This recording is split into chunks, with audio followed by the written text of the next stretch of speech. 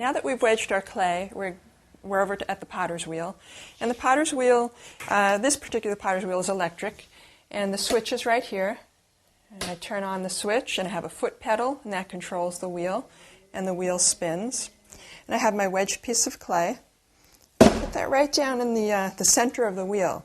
Now the object of this process right here is to make this piece of clay centered and not wobbly. So I start out by just putting a little bit of water on it.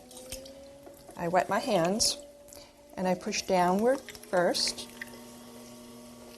and that adheres the clay to the wheel.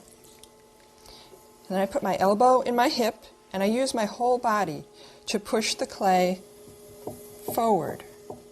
And then I take my right hand and I push that clay into my left hand. And I crisscross again, and I could push down like that.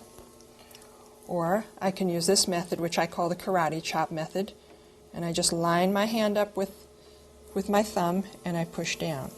But I keep that pressure with my elbow, pushing forward, using my whole body.